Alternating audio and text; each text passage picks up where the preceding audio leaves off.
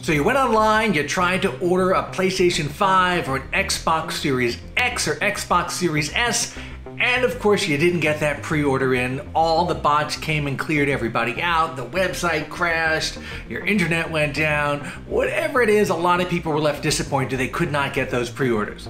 Well, I wrote a story on CNET this week about why you should not worry about console pre-order FOMO. I'm gonna make you feel a little bit better. I've covered every console launch going back to the original Sega Dreamcast, and this happens every time. You can't get a pre-order in, supplies are tight, everybody goes online at the same time, the website's crashed, you get something in your cart, by the time you check out, it's been taken out of your cart. It's very frustrating, especially with the PlayStation 5 pre-orders where everyone turned them on early and then people rushed in if they happened to be online right that second and snagged all the PlayStation 5s. Xbox Series X was a little bit easier to get, but again, if you didn't get one, I'm gonna tell you not to worry about it. There's three big reasons you should not have console pre-order FOMO. Number one, all of the big holiday season games, they're coming out on the current gen platforms anyway. Call of Duty, Cyberpunk 2077, Assassin's Creed, they're really gonna be widely available, and frankly, the next gen versions of games that are basically current gen games, especially at a console launch, are not really that much better. You'd be hard pressed to even tell the difference probably. Number two, I'm not really seeing a killer app for these consoles just yet. A killer app is a piece of software that is so good that you go out and you have to get the hardware just to get that software. For game consoles, it was like Halo on the original Xbox, or SSX on the PlayStation 2, or Wii Sports on the Wii. Here, the day one stuff may not drive me to go out and say I have to have this on day one.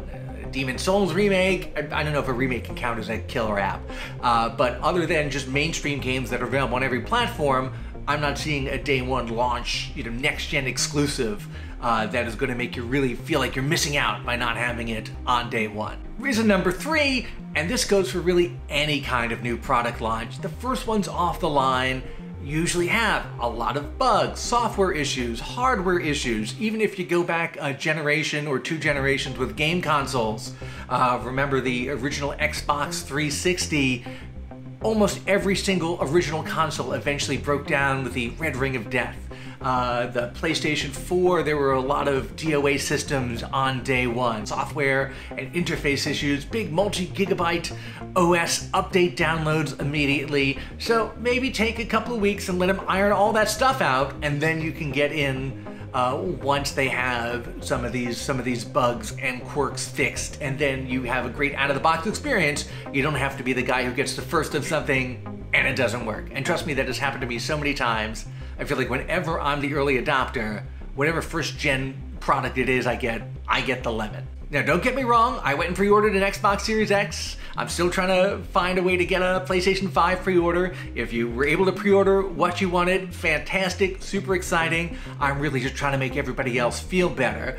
That said, if you didn't get in on these console pre-orders, I know this only rolls around once every 6 or 7 years or so. No need to have any FOMO, everything is going to work out fine. If you want some more details on this, please go check out my CNET article. It's how to avoid PlayStation 5 and Xbox Series S pre-order FOMO, and I'll put a link to it down below in the description so you can find it on CNET.